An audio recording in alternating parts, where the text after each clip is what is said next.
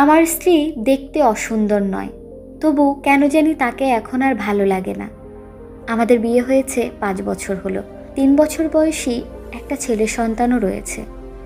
Office থেকে বেরিয়ে বন্ধুদের সাথে আড্ডা দিতে চলে যাই, ফিরি রাত করে, কারণ বাড়িতে যেতে ইচ্ছে করে না। অথচ বিয়ের শুরুর দিকে শুধুমাত্র স্ত্রীর টানে অফিস থেকে বেরিয়ে ছুটতাম বাড়ির দিকে। অফিস না থাকলে সারাদিন বাড়ি থাকতাম, ওকে নিয়ে ঘুরতে যেতাম। কি যে ভালো লাগতো তখন স্ত্রীকে। আর এখন ওর দিকে তাকাতে ইচ্ছে করে না, কথা বলতেও ইচ্ছে করে না। ও আশেপাশে থাকলে বিরক্ত লাগে। বাইরে থাকা অবস্থায় ওর ফোন এলে ধরি না, মেসেজ পাঠালে দেখি না। আর বাড়িতে থাকা অবস্থায় ও কিছু বললে অনাগ্রহের সাথে হু হা করে চুপ করে থাকি। আর রাতে যদি ও কাছে আসতে চায়, আমি রূঢ় ভাষায় বলি, জ্বালাতন করো না তো, সারাদিন অফিস করে ক্লান্ত হয়ে আছি, ঘুমোতে দাও। আসলে ক্লান্তি কিছু নয়, স্ত্রীকে ভালো লাগে না, এটাই মূল কথা। কেন এমন হচ্ছে বুঝতে পারছি না। এই সমস্যা যে একা আমার হচ্ছে তা নয়, আমি আরও অনেক পুরুষের মধ্যে এই সমস্যা দেখেছি। তাদের কেউ কেউ স্ত্রীর প্রতি আগ্রহ হারিয়ে পরকীয়া করছে। আমি নিজে এখনও পরকীয়া করিনি, তবে করার দিকে এগিয়ে যাচ্ছি। কেন পুরুষেরা একটা সময় স্ত্রীর প্রতি আগ্রহ হারিয়ে ফেলে? এটা জানার জন্য আমি যত পুরুষের সাথে কথা বলেছি, তাদের সবার উত্তর ছিল এরকম, এটাই তো স্বাভাবিক, এক জিনিস কি আর বেশি দিন ভালো লাগে? তাদের উত্তরটা আমার কাছে সঠিক মনে হয়নি। কারণ এক জিনিস বেশি দিন ভালো না লাগা যদি স্বাভাবিক হতো, তাহলে স্ত্রীদের ক্ষেত্রেও সেটা হতো। কিন্তু তা তো হচ্ছে না। স্ত্রীরা বিয়ের যত বছর পরই হোক না কেন, তারা ঠিকই আগ্রহ নিয়ে স্বামীর সাথে কথা বলতে চায়, ঘুরতে যেতে চায়, মিলিত হতে চায়। একটা সময় আমার মনে হলো, এটা কি পুরুষের কোনো মানসিক সমস্যা? এক বৌদ্ধ সন্ন্যাসীর কাছে গেলে কেমন হয়? আমি দ্বিধান্বিত মনে একদিন গোপনে বৌদ্ধ সন্ন্যাসীর কাছে গেলাম। বৌদ্ধ সন্ন্যাসী আমার সমস্যার কথা শোনার পর বললেন, আপনি কি ভগবান বুদ্ধকে বিশ্বাস করেন? বললাম, হ্যাঁ করি। ভগবান বুদ্ধের একটা নির্দেশের কথা আপনাকে বলবো, যদি মানতে পারেন তাহলে আপনার এই সমস্যা দূর হয়ে যাবে, গ্যারান্টি দিচ্ছি। কি সেটা?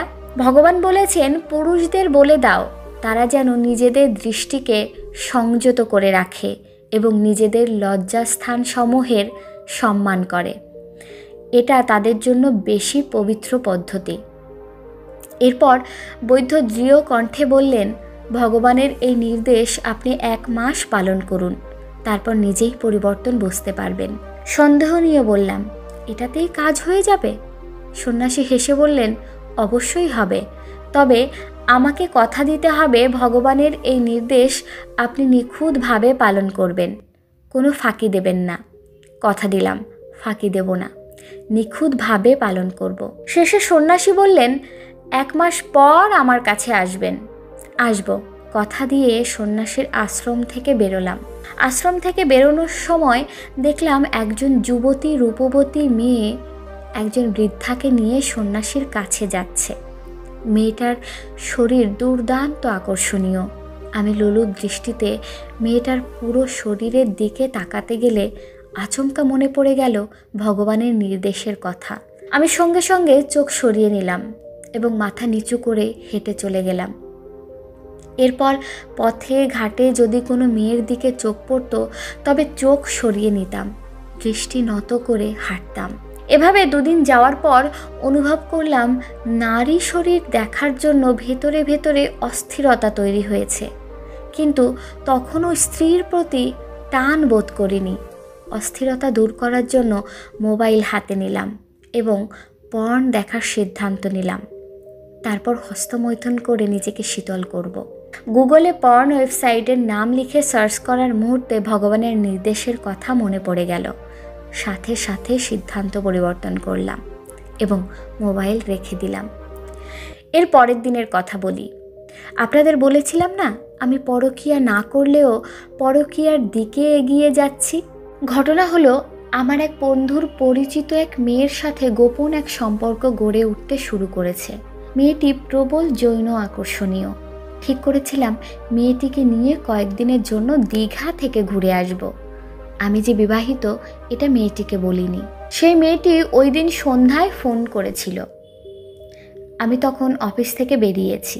ওর ফোন দেখে মনটা খুশিতে ভরে উঠল, কিন্তু ফোনটা ধরার সময় মনে পড়ল ভগবানের নির্দেশের কথা। তৎক্ষণাৎ মনকে শক্ত করলাম এবং ফোনটা ধরলাম না। মেয়েটা যতবারই ফোন করলো ধরলাম না।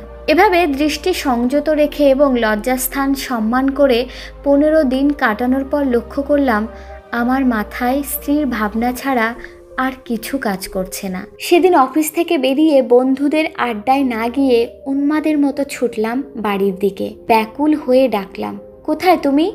স্ত্রী তখন রান্নাঘরে ছিল।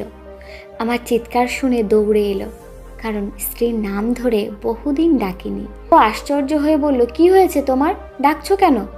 সে কথার জবাব না দিয়ে কাঁধ থেকে অফিসের ব্যাগ ছুঁড়ে ফেলে স্ত্রীকে ঝট করে পাজা কোলে তুলে নিলাম। বিয়ের শুরুর দিকে যেমনটা করতাম। সে ততক্ষণে আমার উদ্দেশ্য বুঝে গেছে। লজ্জায় লাল হয়ে বলল, ছেলেটা ঘুমোচ্ছে, ও জেগে যাবে যে। কি করো তুমি? স্ত্রীকে পাজা কোলে করে রুমে যেতে যেতে আচ্ছন্ন স্বরে বলতে লাগলাম, ভালোবাসি তোমায়। পরদিন সন্ন্যাসীর কাছে গেলাম। সন্ন্যাসী বললেন, এখনো তো 1 মাস পার হয়নি। হেসে বললাম, সমস্যা দূর হয়ে গেছে।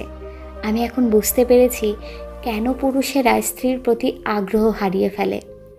অতীতের ভুল আর কখনো করব না। সন্ন্যাসী বললেন, স্বাগতম আপনাকে। আপনার সংসারের জন্য আন্তরিক শুভকামনা রইল। আশ্রম থেকে বেরিয়ে আকাশের দিকে তাকিয়ে খুশিয়াল গলায় বললাম, ধন্যবাদ ভগবান, আপনাকে অনেক ধন্যবাদ।